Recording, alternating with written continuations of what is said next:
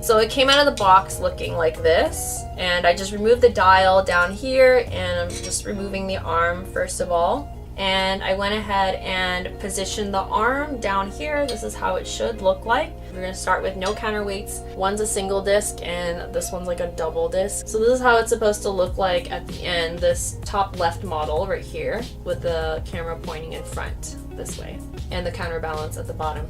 So a couple things to note before you even touch the counterweight. I figured that the best way to approach this is attach your camera first, like the instructions say, but you can adjust the different positions. And then I would figure out second where to place the handle to achieve the best center of gravity. I would then start with the longest length of the arm and then work my way up. A good rule of thumb is if it's a point and shoot, you'll likely need about 1 weight. A mirrorless compact, you'll need 2, and a heavy DSLR, you'll probably need singular weight and the double weights. And then you can tinker around and adjust it slightly to your lens size and of course the body size of the camera. So the first instruction, it says attach camera, so they totally didn't even tell us to reposition the arm, but I guess from the photo it's just kind of like straightforward. I just realized it's backwards, so I'm gonna reposition this. The second part would be finding out which position to put the handle on. This one's going too forward. This one is better. The middle, this one might be the best. It doesn't really say much about what to do with the handle. They kind of allocate a position. You can adjust this adapter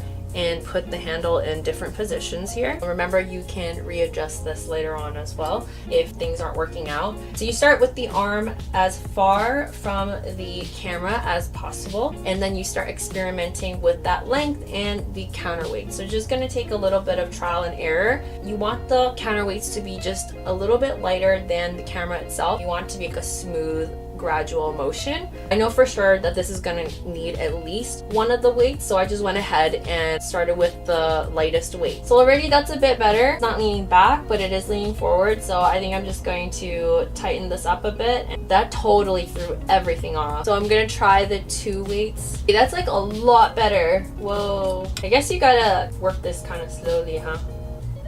Because you can't move it too fast. On this side, there's a little groove here. So whichever side you move more towards, keep that groove on that side. So for me, it's probably the right side. So spin it back this way so that this side has a little bit more movement. It's been about 10 minutes tinkering with this. A few moments later. Yeah, it's been about 20 minutes, not bad. And I think you do have to move with that really slowly when you're panning. You can't be like, fluh, because then it'll just go like this.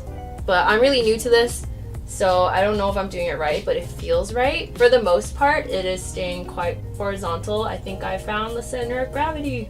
I think I'm happy with that. I'm gonna go and shoot some footage now with and without the Steadicam and see how it does.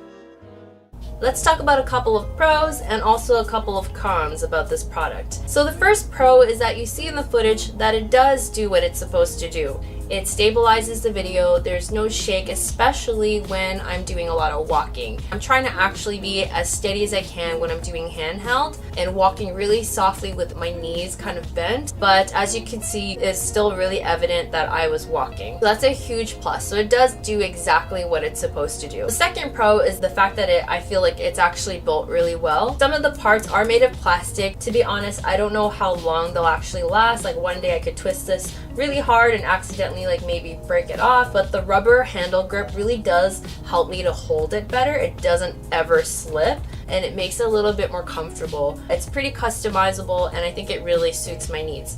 The other pro is that it is really easy to travel with. If you wanted to be extra careful, you could pack this in with your suitcase as well and totally check it in. I would not check in an expensive gimbal. I would definitely carry that on me. Also, because it doesn't take any batteries, I don't have to worry about using it in the rain. I just have to make sure like the camera that I use, I'd probably use a GoPro because it is waterproof, especially the Session. Even though this is not as small as a battery operated gimbal, another pro is that it is pretty small in comparison to professional stabilizers, which takes me to the cons, which aren't necessarily because it's a bad product. It's just, it is a product that takes getting used to. I mean, as you can see, it took me about 20 minutes to set up the stabilization, and then you have to readjust it every time something is added on. A microphone, if a lens cap is on it, it's going to throw it off. If one of these wrist straps are on it, it's going to throw it off as well if you add that on after you've already stabilized it. So make sure that when you're stabilizing your camera, everything that you're about to use with the camera is already in or on it, ready and set to go before you stabilize it at all. So that was today's episode of Validated. I hope you guys enjoyed it. If you did, please give me a big thumbs up, and if you don't,